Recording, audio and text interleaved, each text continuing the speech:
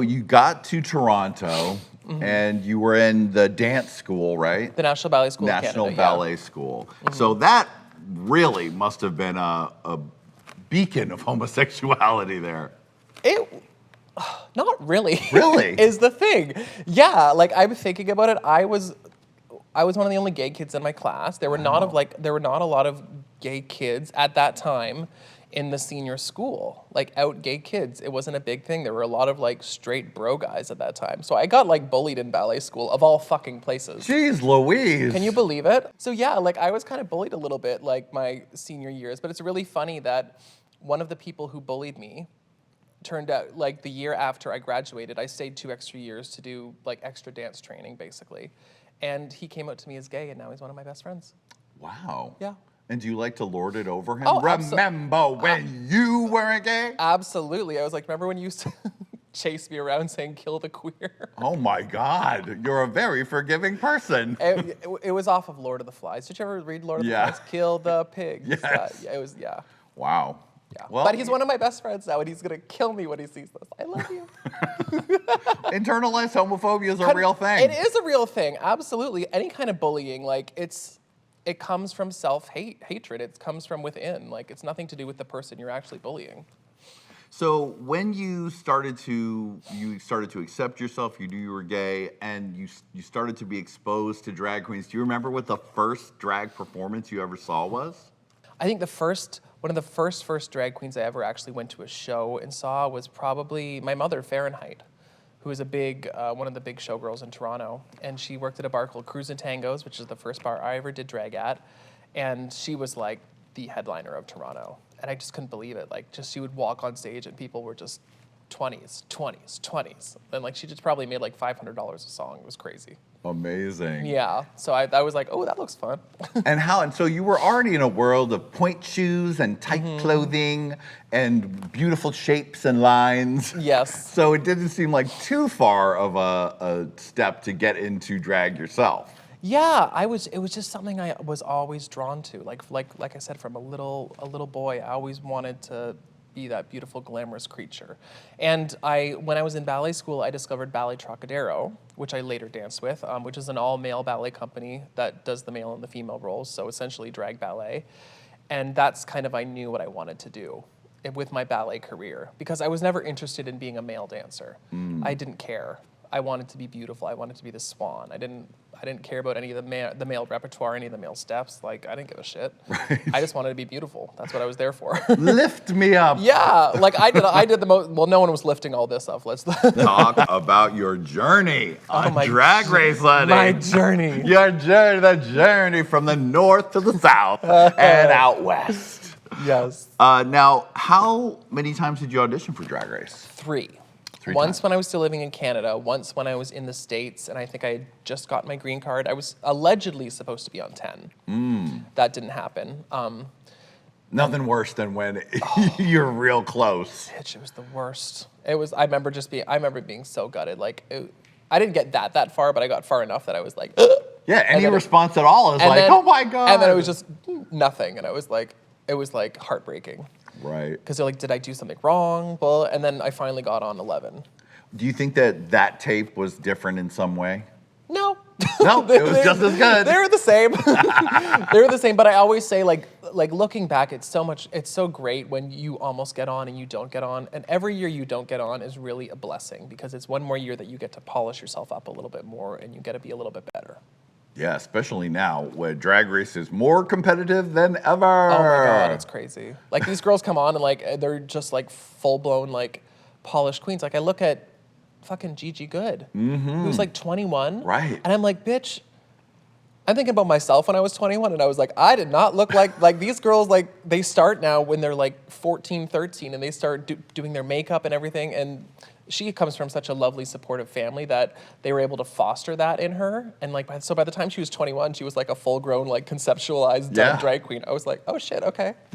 No, their kids are starting early. They are. They are practicing. Aquaria they got the contour. too. Aquaria was like that. She was like 21. Violet was like that. It's just nuts. So it is intense. So it's good that you got that time. I know, right? To really get it together. Now, you managed to avoid a lot of drama in the workroom, really. You seemed like you were really focused. Yeah, I'm the kind of person, I think everyone was like, you don't have any personality, and I do. But like when I first get somewhere and it's a bunch of people, I'm not one of those people who's like, look at me, like a lot of the other people on our cast Right, were. you had a lot of those. We had a lot of big cast this year, personalities, a lot of big ones. and especially when there are a lot of big personalities, I tend to okay, I'm gonna step back a little bit, and I like to observe everybody and I like read the room and like watch people. I'm a people watcher. So that's kind of what I was doing for the first little bit of the season. I was watching people and sizing them up and because I knew things were coming. I knew that reading challenge was coming, so I had to writing shit down in my notebook. and so many of the girls were like reading each other, but they were telling each other their reads. They're like, oh, if we get to the reading challenge, I'm gonna say this to you. And I was like, and that's why we got to the reading challenge and everyone was horrible. Right, it was one of the worst reading challenges ever. Because literally we would be in the van and people would just be like, this is my read for you. Well, this is my read for you. And I was like, this is not how this works. Right, you're supposed to gag them. Yeah, you're supposed to gag them. So I kept very quiet. But yeah, I was there to kind of focus on the competition, and that was I wasn't trying to start any drama. And I didn't need to because there was plenty without me. They were all ready to, there was a lot of like loud talking that season. So much. And especially like I watched 12 and then I watched and I was like comparing them. I was like, oh my God. Like we were really dramatic. Like it was like Bad Girls Club Drag Race edition. Yeah. It was crazy. Yeah, 12 was like best friends I know, race. they're like, I love you. I think you're amazing. Yeah. And we were just like throwing things at each other. Yeah, your season was like, girl. No, seriously, girl.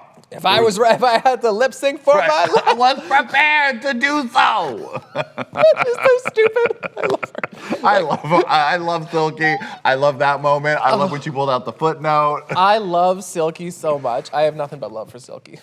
Now, you did have a little stormy moment at Snatch Games at Sea. There was a storm at sea when you did Celine Dion. First of all, it was sickening. Y'all can't tell me nothing. Okay. Yeah, it was not my finest moment, but it was my finest episode. Because we had a good arc. Yes. What they call in the business as an arc. Yes, that was a reality show producer's dream. Because the second half of that episode was the epic lip sync of Sorry Not Sorry with Evie. Yes. Now, take me back to that moment. Still, in my opinion, Brooke, one of the finest duo lip syncs ever in Drag Race. I during your guys' after show time, would watch you and Evie alone doing the number and be like, oh, they're still serving it. I think I messaged you and was like, girl, I just watched you do it. Yes, you did. And you were like, I've done that's my 900th time doing that number. Oh, but I know. thanks. I love Demi Lovato. I never want to do that number ever again. Yeah, it's really weird. All of the lip syncs I performed on Drag Race, that was the least nervous I was the entire time I was there, because like that's what I know how to do. I'm a performer, and especially that one. Like I do that song every weekend when I was at Play. Like it's in my body. I know it. So I was super comfortable doing it. That week, that episode was just horrible though. You know when you just have an anxiety, I call it anxiety belly. When it's just that thing in your stomach. I had that for like 24 hours, and I was so thankful that week it was sequins and I got to do that disco reveal, because I was like, I think this is going to be a moment. I remember walking out on that stage, and I'll never forget. I walked, and I did it.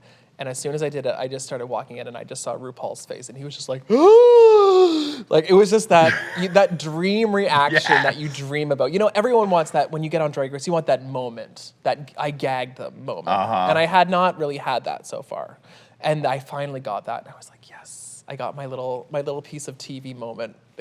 So that was really special, and they were just eating up that runway. And then obviously Snatch Game not so much, but I knew I was going to be in the bottom. I just figured I was, because me and Evie had both done so terribly in Snatch Game that I was like, it's probably going to happen. Right. But I was super chill. I was super relaxed. I was drinking and untucked, having a good time, not listening to my music. The producer's like, you weren't really listening to your music. I was like, no, I know the song. I know this song. I knew it was coming. And then it happened, and I was just, okay, I was prepared. There was no like, oh, can't believe it's me. I was like, obviously it's me. Right. Like we were that bad that even my runway was not going to save me. But everyone else thought I was safe because of my runway. They're like, oh no, it's not going to be you. And I was like, yeah, it is.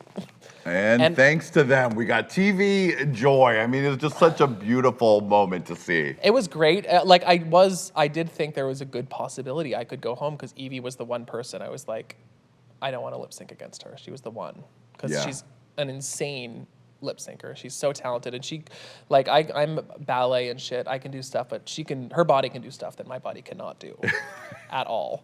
So I was like, oh fuck. So I was pulling every single trick I had. I was like, if I ever have to lip sync again, that sucks. But I'm literally every trick I have is being pulled out right now. And that's why it was so great. Yeah, like so good. Nothing. I left nothing behind on that lip sync.